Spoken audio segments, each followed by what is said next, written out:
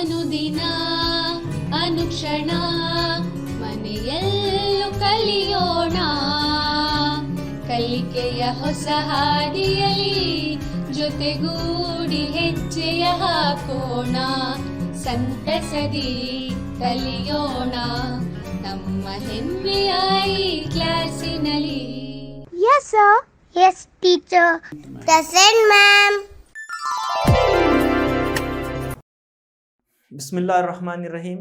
खुशामदीद अज़ीज़ तलबा व नाज़रीन, मैं आज की संवेदाई क्लास में आप सबका तहे दिल से इस्तकबाल करता हूँ।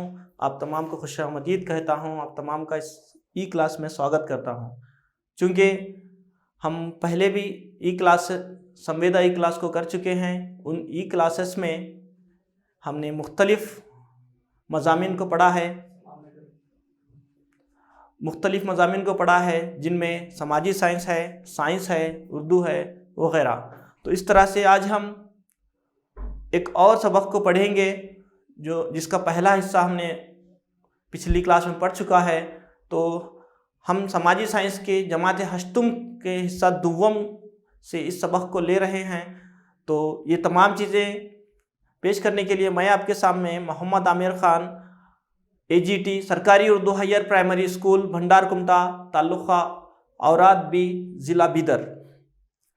तो हम यहाँ पर समाजी साइंस के समाजियात हिस्से से बाब नंबर 4 माशरे की क़िस्में पढ़ रहे हैं। माशरे की क़िस्में का यह हिस्सा दुवम है, जानकारी हासिल की थी। तो चलिए हम इस सबक में आगे बढ़ते हैं, देखते हैं कि समाज या माशरा की क़िस्में कौन सी हैं। चूँकि मैंने आपको बताया था कि समाज और माशरा दोनों अल्फाज का एक ही मतलब है। मैंने ये आपको बताया था कि एक फ़र्द समाज या माशरे की बुनियादी इकाई है। फ़र्द कुछ अफराद से मिलकर कुनबा बनता है, कुछ कुनबों से मिलकर माशरा बनता है और मुख्तलिफ़ माशरों से समाज बनता है। तो चलिए आगे देखते हैं। समाज की पहली किस्म शिकारी और ग़िज़ा इकट्ठा करने का समाज। कौन सा है? शिकारी और ग़िज़ा इकट्ठा करने का समाज। दूसरा है मवेशी पालन का समाज। तीसरा है ज़राती या देहाती समाज। चौथा है शहरी समाज। पांचवा है सनती समाज। छठा है मालूमाती समाज। तो यहाँ पर माशरे की हमने 6 किस्मों को जाना है कि पहली किस्म है शिकारी और ग़िज़ा इकट्ठा करने वाला समाज। दूसरा है मवेशी पालन का समाज। तीसरा है ज़राती समाज। चौथा शहरी समाज। उसके बाद पांचवा है सनती समाज और छठा है मालूमाती समाज। हम आगे देखते हैं कि इसकी तफसील। इंसान की समाजी नशोनुमा का पहला मरहला शिकार करना और ग़िज़ा को इकट्ठा करना था। इंसान की ज़िंदगी का सबसे पहला मरहला शिकार करना और ग़िज़ा को इकट्ठा करना था, क्योंकि इंसान उस वक्त ज़रात को नहीं जानता था। इंसान उस वक्त मवेशी पालने को नहीं जानता था। सिर्फ उसको भूख लगती थी और वो जानवरों का शिकार करके अपने पेट को भरता था। चलिए अगले नुक्ते में देखते हैं कि शिकारी समाज के अहम खुसूसियत क्या थी। कि मछली पालन, शहद को इकट्ठा करना ही इस समाज। तो शिकारी समाज के मुताल्लिक़ मैंने आपको यहाँ पर और एक तस्वीर आपके स्क्रीन पर मैंने यहाँ पे शेयर की है। देखिए कि शिकार करने वाले इंसान किस तरह से अपने हाथों में औजार पकड़कर शिकार के तलाश में जंगल ब जंगल, खेत ब खेत, पहाड़ ब पहाड़ शिकार की तलाश में जाते हैं और ग़िज़ा इकट्ठा करके अपने जहाँ पर अपना पड़ाव होता है वहाँ पर वापस उसको लाते थे। तो ये शिकारी समाज था। अगली तस्वीर में मैंने उनका जहाँ पे पड़ाव था, जहाँ पे उनका बसेरा करते थे वो लोग, उस बसेरे की भी एक तस्वीर को यहाँ पे स्क्रीन पे नुमाया किया है। उस पर आप देख सकते हैं कि उस समाज के मुख्तलिफ़ लोग मुख्तलिफ़ कामों के अंदर मशगूल हैं, यानी मसरूफ़ हैं। चंद लोग ग़िज़ा को तैयार कर रहे हैं, चंद लोग दूसरे कामों में मसरूफ़ हैं। तो इस तरह से शिकारी समाज का वजूद सबसे पहले था। उसके बाद आता है मवेशी पालन का समाज। चूँकि हमने माशरे की कितनी किस्में पढ़ी हैं अभी माशरे की 6 किस्में पढ़ी हैं हमने। कौन सी? पहली शिकारी या ग़िज़ा इकट्ठा करने का समाज, दूसरी मवेशी पालन के समाज, तीसरी ज़रात और या देहाती समाज था। उसके बारे में हम कुछ देर बाद देखेंगे। यहाँ पर अब हम मवेशी पालन के समाज के मुताल्लिक़ तफसीली जानकारी हासिल करेंगे। तो सबसे पहले मवेशी जो लफ्ज़ है उस लफ्ज़ के माने हैं जानवर। सभी जानवर नहीं, पालतू जानवर, ऐसे जानवर जिनसे इंसान फ़ायदा लेता हो, जिनसे दूध हासिल करता हो, जिनसे गोश्त हासिल करता हो। और जानवरों से हम क्या हासिल करते हैं? जानवरों से और हम ऊन हासिल करते हैं और मुख्तलिफ़ खिदमात हासिल करते हैं। खिदमात से मुताल्लिक़ जैसे घोड़े से हम क्या हासिल करते हैं? सवारी के लिए इस्तेमाल करते हैं। ऊँट सवारी के लिए, दूध के लिए, गोश्त के लिए, है ना। तो इस तरह से मवेशी को हम हमारी ज़रूरियात के लिए पालते थे। तो मवेशी पालन का समाज ऐसा था कि उनकी ज़िंदगी ज़्यादातर उन मवेशियों पर ही मुनहसर करती थी, डिपेंड करती थी। तो कैसे इसकी तारीफ़ हम यूँ कर सकते हैं कि लोग अपनी ज़िंदगी के गुज़र बसर के लिए झुंडों में मवेशी जैसे गाय, भैंस, बकरा, घोड़ा, ऊँट, है ना, वग़ैरह पालते थे इनसे फ़ायदा लेने के लिए। तो ये मवेशी पालन समाज की तारीफ़ कह सकते हैं हम इसको। मवेशी पालन समाज हमेशा एक झुंड में रहते थे, वो लोग भी एक गुरुहा में, कबीले में रहते थे और उस कबीले का एक लीडर भी हुआ करता था जो अपने कबीले के तमाम लोगों को काम की तकसीम कर देता था, जो कि तुम्हें ये काम करना है, तुम्हें हिफाजत का काम करना है, तुम्हें मवेशियों को चराना है, तुम्हें ग़िज़ा इकट्ठा करनी है, आप लोगों को चंद लोगों को घर जो उनका रहन सहन की जगह है उसकी निगरानी करनी है। इस तरह के मुख्तलिफ़ काम होते थे। तो आपके स्क्रीन पे और एक तस्वीर नुमाया की गई है जिसके अंदर चंद मवेशियों की तस्वीर है और एक शख्स की तस्वीर है जो मवेशियों को चराने के लिए एक जगह से दूसरी जगह जा रहा है। तो आइए देखते हैं हम और एक तस्वीर में कि चंद ऊँट हैं, ऊँट के सामने एक शख्स है। ये शख्स भी इन मवेशियों को, इन ऊँटों को उनकी ग़िज़ा देने के लिए, उनको पानी पिलाने के लिए जंगल में हरकत कर रहा है। तो इस तरह से मवेशी पालन समाज एक तहज़ीब याफ्ता समाज की तरफ बढ़ता गया और उसके अंदर मवेशियों को पालने के लिए, उनको ग़िज़ा देने के लिए और अपनी ग़िज़ा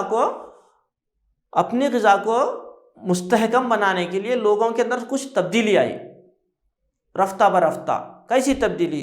कि वो तब्दीली ये थी कि खाना बदोश और नीम खाना बदोश समाज वजूद में आया। मवेशी पालन समाज में ही खाना बदोश देख रहे हैं ना आप, कि खाना बदोश और नीम खाना बदोश समाज। तो खाना बदोश से क्या मुराद है? पहले देखेंगे हम खाना बदोश माशरा, ये मवेशी पालन समाज का ही एक हिस्सा है। तो खाना बदोश माशरे की तारीफ़ इस तरह से है कि शिकार करने और ग़िज़ा इकट्ठा करने, मवेशी पालने, यानी क्या शिकार करने, मवेशी पालने, तिजारत करने के लिए इंसान एक जगह ना ठहर कर ज़माने के मुताबिक, यानी सर्दियाँ रही, बहुत सर्दी है तो गर्मी के मुकाम की तरफ, बहुत गर्मी से सर्दी के मुकाम, ज़माने के मुताबिक एक मुकाम से दूसरे मुकाम को पहुँचना ही खाना बदोश माशरा कहलाता है। तो मुकाम की तब्दीली को ही खाना बदोश माशरा कहेंगे हम। एक तस्वीर आपके सामने स्क्रीन पर फिर नुमाया की गई है जिसमें एक औरत है और उनके मवेशी हैं और मवेशियों के ऊपर क्या है? उनकी ज़िंदगी को गुजारने का सामान है जो अपने घर को बदल कर दूसरी मुकाम को पहुंचने के लिए अपने सफ़र में, अपने कारवां में गामज़ान है। तो देखिए और एक तस्वीर आपके स्क्रीन पर मैंने नुमाया की है, उसमें भी इसी तरह के ख़यालात हम ले सकते हैं कि मवेशी है, उनके ऊपर साजो सामान है और उनके अतराफ़ चंद लोग हैं जो अपने मवेशियों को रहनुमाई करते हुए दूसरे मुकाम की तरफ कूच कर रहे हैं।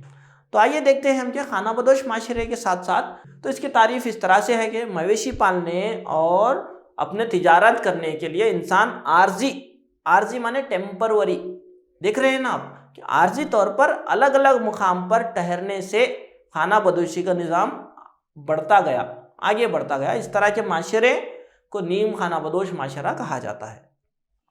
तो चलिए हम नीम खाना बदोश माशरे की भी चंद एक तस्वीर को मैंने यहाँ पर नुमाया की है कि तिजारत की गर्ज से वो आर्जी मकानात बनाते थे और आर्जी मकानात में तिजारत करी, फिर अपने आबाई मुकाम को वापस चले जाते थे। यहाँ पर भी हम देख सकते हैं कि वो लोग कुछ तरक्की याफ्ता थे, घोड़ों का इस्तेमाल करते थे क्योंकि घोड़े तेज़ रफ्तार होते हैं, इसलिए अपने मुकाम को तेज़ी से वापस जा सकें और तिजारत आसानी से कर सकें। इस तरह से यानी खाना बदोशी के बाद नीम खाना बदोशी माशरा कुछ तरक्की याफ्ता था। चलिए अब हम आगे देखते हैं माशरे की तीसरी किस्म, ज़राती या देहाती माशरा। पहली किस्म कौन सी पढ़े हम? शिकारी या ग़िज़ा इकट्ठा करने का माशरा। दूसरी किस्म मवेशी पालने का माशरा। तीसरी किस्म ज़राती या देहाती माशरा। पहली शिकारी, दूसरे मवेशी पालने वाले, तीसरे ज़राती या देहाती माशरा। चलिए बच्चों हम देखते हैं, मैंने इससे पहले भी कहा था कि ज़रात देहात के बगैर नामुमकिन है और देहात का तसव्वुर ज़रात के बगैर नामुमकिन है, क्योंकि इसकी वजह है ज़रात ज़्यादातर देहात के लोग ही करते हैं। अब रफ्ता रफ्ता ये चीज़ बदलती जा रही है, उसमें कुछ तब्दीलियाँ आती जा रही हैं। माशरा, समाज और लोग अतराफ अकनाफ हमेशा तब्दीली आती रहती है। इंसान की ज़िंदगी तब्दीलियों से भरी पड़ी है। तो आइए देखते हैं हम ज़राती माशरे की तारीफ़। लोगों का ज़रात पर मुनहसर होते हुए ज़िंदगी गुजारने का माशरा ही ज़राती या देहाती माशरा कहलाता है। तो एक ज़रात के मुताल्लिक़ एक तस्वीर आपके स्क्रीन पर नुमाया की गई है बोर्ड पर, कि एक शख्स है जो बैल के ज़रिए हल जोत रहा है, हल चला रहा है। वो खेतों में हल चलाते हैं इस तरह से। देखिए ज़रात को काश्त और ज़राती को काश्तकार कहते हैं, है ना। ज़रात को काश्त के माने है ज़रात, ज़रात के माने है खेती बाड़ी। तीनों का मतलब एक ही है। ज़रात भी यानी खेती बाड़ी, काश्त यानी खेती बाड़ी, और खेती बाड़ी का मतलब भी वही है। तो आइए बच्चों देखते हैं हम कि ज़राती को काश्तकार कहते हैं। ज़रात यानी खेतों में जो काम करते हैं उन्हें क्या कहेंगे? काश्तकार। काश्तकार यानी किसान। तो इस तरह से किसान खेतों में काम करते हैं, काम करने के बाद अनाज उगता है। अनाज उगने के बाद वो मार्केट को लाकर उसको फ़रोख्त करता है, लोगों को फ़रोख्त करता है ना, बेचता है। बेचने के बाद लोगों के घरों को जब अनाज आता है ना, उस वक्त किसान जब तक खेतों में मेहनत नहीं करते तब तक हमें अनाज मिलना मुश्किल है।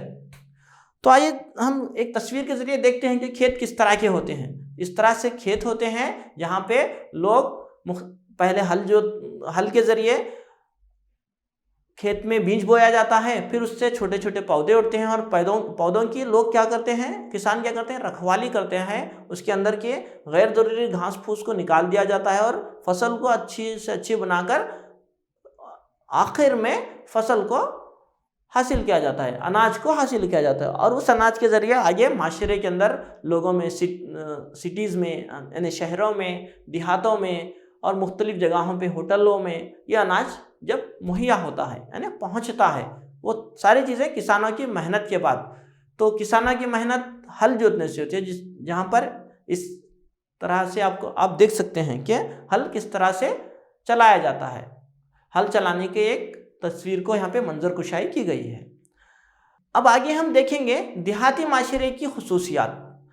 ज़्यादा सहूलतों को हासिल नहीं कर सकते हैं किसान, इसी वजह से कहा जाता है कि सादा माशी ज़िंदगी किसानों की होती है। चौथी खुसूसियत है पड़ोसी ताल्लुकात।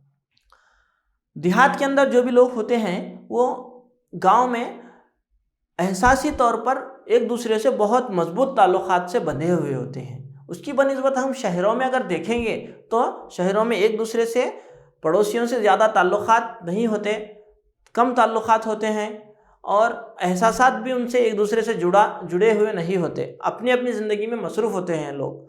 लेकिन देहातों के अंदर लोग अपने पड़ोसियों के कामों को अपना काम समझकर उनके साथ हिल मिलकर बहुत ही अच्छे तरीक़े से अंजाम देते हैं और उनके मजबूत ताल्लुकात होते हैं। आइए अब हम देखते हैं ज़राती समाज, इक़्तिसादी सरगर्मियों से ज़राती समाज की कैसे तश्कील हुई। पहला है जाजमानी निज़ाम।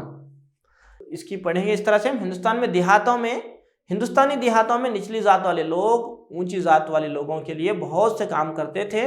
इसके बदले में अनाज और दूसरी ज़रूरी अशिया लेते थे। ऐसे निज़ाम को जाजमानी निज़ाम कहा जाता है। ऐसे निज़ाम को हम क्या कहेंगे? जाजमानी निज़ाम कहेंगे। कि निचली ज़ात वाले लोग अमीरों के लिए बहुत काम करते थे और ये अमीर लोग इन्हें उनकी ज़िंदगी गुजारने के लिए कुछ चीज़ें दे देते थे। अमीरों के पास काम कर रहे हैं और मुख्तलिफ़ सरगर्मियों का अंजाम दे रहे हैं। यहाँ पर हम देखेंगे अमीर लोग अपने काम व काज होने के बाद ज़राई मज़दूरों को या फिर निचली ज़ात वालों को उनकी ज़रूरी अशिया को पहुँचा रहे हैं।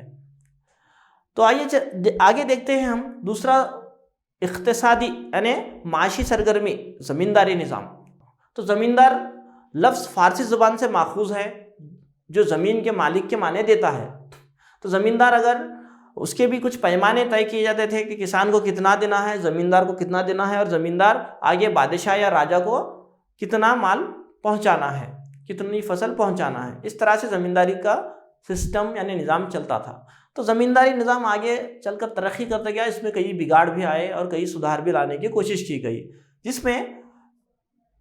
जिसके अंदर कुछ तब्दीली लाते हुए राय और राना यानी ज़मींदारों के निज़ाम के ही एक दो लफ्ज़ हैं जो पंजाब, मध्य प्रदेश, उत्तर प्रदेश तरह के इलाके में दिए जाते थे कि राय और राना, ये भी ज़मींदारों के चंद एक नाम हैं, बल्कि ज़मींदार के नाम नहीं है बल्कि अलखाब हैं। आगे देखेंगे हम कि ज़मींदारी निज़ाम मुग़लिया दौर और अंग्रेज़ों के दौर में मुस्तहकम हुआ, इस्तेहकाम हुआ, उसके अंदर मजबूती आई। और लॉर्ड कॉर्नवालिस जो एक अंग्रेज़ अफसर था, इसने मुस्तक़िल ज़मींदारी निज़ाम राइज किया और किसानों को बहुत तकालीफ हुई। इसके बाद ज़मींदारी निज़ाम के ज़रिए किसानों का इस्तेसाल होने लगा, ज़मीन और अंग्रेज़ उनको जिन चीज़ों की ज़रूरत होती थी वो इसी चीज़ की काश्त करने के ऊपर जोर डालने लगे। इस तरह से ज़मींदारी निज़ाम में भी कई खामियां हैं।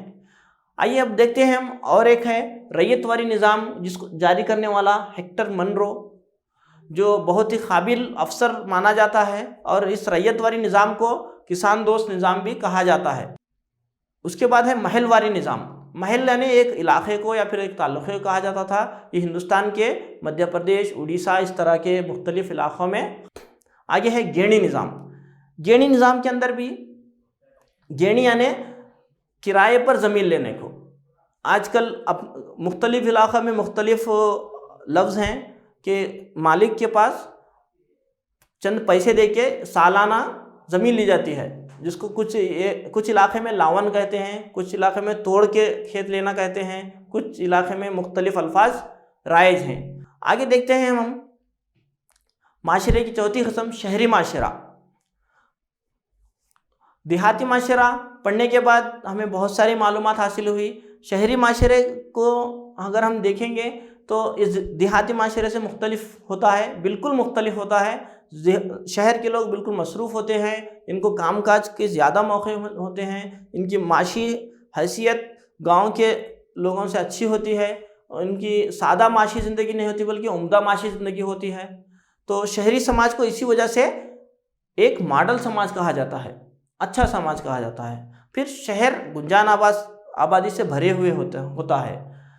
भले ही गांव के अंदर खुली और ताज़ी हवा दस्तयाब होती है, लेकिन शहर के अंदर काम करने के ज़्यादा मौके होते हैं। इसी वजह से आबादी की कसाफत शहरों के अंदर बहुत ज़्यादा होती है। शहरी ज़िंदगी हमेशा बेचैन और मशगूल होती है, मसरूफ़ होती है, कामों के अंदर मसरूफ़ होती है। आगे हम देखते हैं कदीम शहरी निज़ाम, शहरी समाज कब से परवान चढ़ते आया। तो ये शहरों का सिस्टम और गाँव का सिस्टम, ये निज़ाम बहुत पहले से पाया जाता है। तो हम देखेंगे शहरी निज़ाम, हमारे मुल्क में भी शहर हुआ करते थे कदीम ज़माने में, और दुनिया भर में भी अलग अलग कदीम ज़माने में शहर हुआ करते थे जो बहुत ही तहज़ीब याफ्ता थे। आज के दौर के मुमासिल में हमारे इक्वल टू दिस पीरियड, आज के ज़माने के बराबर हुआ करते थे उस वक्त। जिसमें हम मेसोपोटामिया के तहज़ीब को देखेंगे, ये सबसे पहली सिविलाइजेशन, पहली तहज़ीब है जिसको मेसोपोटामिया हम कहते हैं। वो मुल्क इराक़ जो है उसका एक इलाक़ा था। इराक़ का ही पुराना नाम मेसोपोटामिया है, पोटामिया के अंदर मौजूद है। आगे हम देखेंगे मिस्र की तहज़ीब। मिस्र की तहज़ीब भी बहुत ही तरक्की याफ्ता तहज़ीब थी, जिन्होंने उस वक्त में अहराम बनाना जान लिया था। उस वक्त में उन्होंने कई तरक्कियों को अंजाम दिया था, जिसमें हम देखते हैं ये अबू अहलवाल का मुजस्समा है, जिसकी शक्ल इंसान की है, जिसका धड़ शेर का बताया जाता है और उसको पंख भी हुआ करते थे। तो ये उनका नज़रिया था, ख़याली नज़रिया, जिसको उन्होंने पत्थरों में तराश कर रखा है। आज भी हमारे लिए एक तारीख़ी सबूत मिस्र के अंदर मौजूद है। तो आगे और एक हम देखते हैं फ़िरौन। जो मिस्र के राजा हुआ करते थे, आज भी एक फिरौन यानी मिस्र के एक बादशाह की लाश को वहाँ पर रखा गया है, जिसको फिर मिस्र के अंदर लाशों को मम्मीज़ कहा जाता है। मम्मी यानी उनको आपने कई मरतबा चंद एक प्रोग्राम्स में देखा होगा, टीवी प्रोग्राम्स में, कि मम्मीज़ को किस तरह से मरने के बाद लाश को पट्टी बांध कर रखते थे। तो उस तरह के मम्मीज़ को रखने का उस वक्त रिवाज था, जो अहरामों में रखते थे। अहराम यानी मुसल्लस नुमा शक्ल, जो आपको तस्वीर में अबू अहलवाल के तस्वीर के पीछे नज़र आ रही है ना, नज़र आ रही है ना जी। तो वहाँ वो उनकी खबरें हुआ करती थी, उसके अंदर उन्होंने जिंदा लाश को वो लाश को क्या करते थे, मरने के बाद पूरा जिस्म को पट्टी करके ले जाकर खाने के और मुख्तलिफ ज़िंदगी गुजारने के साजो सामान रखते थे। और वो साजो सामान रख कर ये सोचते थे कि मौत के बाद जो ज़िंदगी है उसमें, उस ज़िंदगी में ये सारे इनके लिए काम आएंगे। इस तरह का उनका ख्याल था। आगे हम देखते हैं मिस्र की चंद एक राजाओं की तस्वीर है, रानियों की तस्वीर है। इस तरह से मिस्री तहजीब, जो एक शहरों की तहजीब, शहर थे वो उस वक्त मिस्र में, इजिप्टियन सिविलाइजेशन में बहुत तरक्की याफ्ता थे। आगे हम देखते हैं सिंधु तहजीब, जो हमारे हिंदुस्तान की तहजीब है, जिसको हड़प्पा की तहजीब भी कहते हैं, मोहनजोदारो की तहजीब भी कहते हैं, और वादिया सिंध की तहजीब भी कहते हैं। चूँकि ये दरियाए सिंध के आसपास पाए गए ये इलाके, इस वजह से इन्हें वादिया सिंध की तहजीब कहा गया। ये हमारे भारत मुल्क हिंदुस्तान के शुमाली मगरबी हिस्से में पाए जाते हैं, जिसमें पंजाब है, हरियाणा है, राजस्थान है, गुजरात है, मुख्तलिफ इलाके हैं। तो आइए हम देखते हैं और एक तस्वीर में कि किस तरह से इंडस वैली सिविलाइजेशन एक तरक्की याफ्ता सिविलाइजेशन थी, एक तरक्की याफ्ता तहजीब थी। उन्होंने किस तरह से इमारतें बांध कर रखी थी। ये सारे इमारतें बहुत ही प्लान्ड व्यू में, यानी बहुत ही मनसूबाबंद तरीके से इनको बनाया गया था। तो मिस्री तहजीब बहुत ही तरक्की याफ्ता तहजीब थी।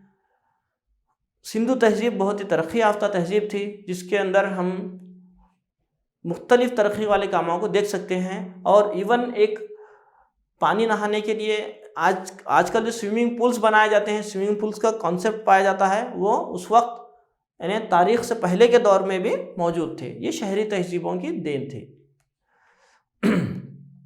अब अगला समाज है सनती समाज। सनती समाज वो समाज है जो टेक्नोलॉजी का इस्तेमाल करते हुए, कसीर पैदावार करते हुए आप कसीर आबादी को इमदाद काम देकर सहूलत पहुंचाती है। और पैदावार में साइंसी तरीक़ों को लाना, तवानाई के जदीद ज़राए को खोज करना इस समाज की अहम खसूसियत है। और गांव ज़राअत पर मुनहसर होते हैं और शहर सनतों पर मुनहसर होते हैं। जो बड़ी बड़ी सनतें होती हैं उसके अंदर काम करने के लिए लोग शहरों को जाते हैं और शहरों में ही आबाद हो जाते हैं, इसलिए शहरों की आबादी कसीर आबादी हो जाती है। आइए अब हम आगे देखते हैं सनती माशरे की खसूसियात। देहाती माशरे की खसूसियात देखी थी हमने, अभी सनती माशरे की खसूसियात देखेंगे। सनतों पर मबनी मैशियत होती है कि शहर के अंदर तमाम लोगों का जो इन्हिसार होता है ज़िंदगी का, वो सनतों पर होता है, और दूसरी नौकरियों पर होता है, दूसरे ऑफिस के कामों पर होता है, वगैरह वगैरह। तो सनतों में सरमायादार तबका होता है, मजदूर तबका होता है, ताजिर तबका होता है। यानी सरमायादार यानी सनतों के अंदर पैसा लगाने वाले, मजदूर तबका यानी सनतों के अंदर काम करने वाले, ताजिर तबका यानी उस सनतों में जो भी अशिया तैयार होती हैं उन अशिया को ख़रीदना और फ़रोख्त करने वाले। नंबर दूसरा है सनती माशरे की खसूसियत में मज़दूरों में पेशा वाराना अहलियत यानी काबिलियत। उनको काबिलियत अगर उनके अंदर आना है तो उन्हें मालूमात देना पड़ता है, उन्हें तरबियत देना पड़ता है और उनकी मुख्तलिफ ज़रूरियात को पूरा करना पड़ता है। अगला है नक़्ल व हमल व मवासिलात। नक़्ल व हमल व मवासिलात के माने हैं, नंबर तीसरा खुसूसियत देखिए सनती माशरे की, नक़्ल व हमल व मवासिलात यानी एक्सपोर्ट इम्पोर्ट यानी चीज़ों को इधर से उधर पहुंचाना, एक जगह से दूसरी जगह लेकर आना। मवासिलात यानी इंफॉर्मेशन के तरीक़ों को कहेंगे, यानी जो भी चीज़ें हैं उनको नक़ल व हमल व मवासिलात करना। देखिए सनतों के अंदर सबसे पहले अशिया तैयार करने के लिए कच्चे माल की ज़रूरत होती है, वो कच्चे माल को लाया जाता है, फिर उन्हें तैयार करने के लिए मजदूरों की ज़रूरत होती है, और जो तैयारशुदा अशिया हैं उनको दूसरी तरफ भेजना होता है। इसी को नक़्ल व हमल व मवासिलात कहा जाता है। उसके बाद है नक़्ल मकानी की कसरत। सनती माशरे की वजह से नक़्ल मकानी बहुत होती है। मकान यानी घर, नक़्ल मकानी यानी घर की तब्दीली, यानी लोग ज़्यादातर देहातों से शहरों की तरफ कूच कर रहे हैं। इसकी वजह है सनती माशरा। सनतों में काम मिलता है, काम करने की गर्ज से मज़दूर लोग गांव से शहर को आते हैं और शहर में ही मुकीम हो जाते हैं, और इसी वजह से हमारे मुल्क में बड़े बड़े शहर वजूद में आए हैं। आपको भी पता होगा कि कई लोग मुख्तलिफ गांव से शहर को आते हैं। आपके गांव से भी कई लोग बड़े बड़े शहरों को गए हैं, है ना, मुंबई, पुणे, बेंगलुरु, हैदराबाद जाते हैं और वहाँ पे काम करने की गर्ज से जाते हैं और पैसा कमाते हैं और अपनी ज़िंदगी को गुजर बसर करते हैं। तो ये नक़्ल मकानी है, और सनती माशरे की वजह से बहुत ज़्यादा नक़्ल मकानी होती है। आइए आगे देखते हैं मालूमाती समाज। चूँकि आपकी स्क्रीन पर मैंने एक तस्वीर शेयर की है, इसमें इंफॉर्मेशन सोसाइटी, लोग क्या है, मालूमात के ही इदारे क़ायम कर चुके हैं। न्यूज़ चैनल चलते हैं, वो एक इंफॉर्मेशन सोसाइटी है ना, अखबारात निकलते हैं, वहाँ पे काम किया जाता है, वो भी बड़ी बड़ी इंडस्ट्रीज़ हैं। तो ये मालूमाती समाज भी बहुत ही तरक्की कर चुका है। आपको मालूमात देने के लिए आपके असातिज़ा आते हैं। एक मालूमाती समाज के अंदर हम इस चीज़ को देख सकते हैं। आगे देखिए, ये एक साइबर वर्ल्ड बन चुकी है दुनिया। साइबर की यानी एक मालूमात की एक दुनिया बन चुकी है। इस मालूमात की दुनिया में साइबर क्राइम करते हैं, साइबर पनिशमेंट्स होती हैं, साइबर अकाउंट्स होते हैं और साइबर हैकर्स, इस तरह के मुख्तलिफ बहुत तरक्की कर चुका है मालूमाती समाज भी। आज के दौर में सबसे ज़्यादा तरक्की याफ्ता कोई समाज है तो वो मालूमाती समाज है। आगे हम देखते हैं, चलिए हम एक बाद दीगर इन माशरे की किस्में को देखेंगे। पहला है शिकारी और ग़िज़ा इकट्ठा करने का समाज, दूसरा है मवेशी पालन का समाज, तीसरा है ज़राती या देहाती समाज, चौथा है शहरी समाज, पाँचवा है सनती समाज और छठा मालूमाती समाज। तो अब हम मश्क देखेंगे। पहला, खाली जगहों को मुनासिब अल्फाज से पूर कीजिए। शिकार करने वाले समाज के अराकीन शिकार करने के लिए डैश हथियार को इस्तेमाल करते थे, नोकीले हथियार को इस्तेमाल करते थे। ज़राती समाज में हल चलाने के लिए डैश इस्तेमाल करते हैं, बैलों का इस्तेमाल करते हैं, मवेशियों का। अहलियती काम को तकसीम करना मालूमाती समाज कहलाता है। फिर आगे देखिए, सनती समाज में नक़्ल हमल और मवासिलात की ज़्यादती है। फिर पांचवा है जायज़ समाज में मशीनी पैदावार होती है, सनती समाज में मशीनी पैदावार होती है। ज़ैल के सवालात के जवाबात लिखिए। समाज के अहम किस्में कौन सी हैं? तो एक बार दीगर बोलना है हमें, पहला, दूसरा, तीसरा, चौथा, पांचवा, छठा, हो गया। तो देखिए ये थे माशरे की किस्में। दूसरा सवाल है, मवेशी पालन समाज किसे कहते हैं? ये आपको बताया गया था कि लोग अपनी ज़िंदगी गुजर बसर के लिए जानवरों को पालना ही मवेशी पालन समाज है। तीसरा सवाल है, ज़राअत को समाज में किस तरह की अहमियत है? तो बहुत अहमियत है, क्योंकि ज़राअत के बग़ैर हिंदुस्तान को देहातों का मुल्क कहा गया है, ज़राअत का मुल्क कहा गया है और किसानों का वतन कहा गया है। 59% मर्द और 75% औरतें ज़राअत के ऊपर उनका इन्हिसार होता है और वहीं पे काम करते हैं और उनका गुजर बसर ज़राअत के ज़रिए होता है। तो ये ज़राअत की अहमियत है। अब देखेंगे आपके लिए घर का काम, सन्नती समाज के क्या माने हैं, और नंबर दूसरा है, मालूमाती समाज आजकल तेज़ रफ्तार तरक्की कर रहा है, वाज़ेह कीजिए। तो आपको यहाँ पर घर का काम दिया गया है, इसको अच्छे से कीजिए। मैं आपके सामने इस सबक को पेश कर रहा था, तो यहाँ पे आपको मैं अलविदा कहता हूँ। खुदा हाफिज़। आप तमाम अच्छे से इस सबक को पढ़िए और इन वीडियो से ज़्यादा इस्तेफ़ादा हासिल कीजिए।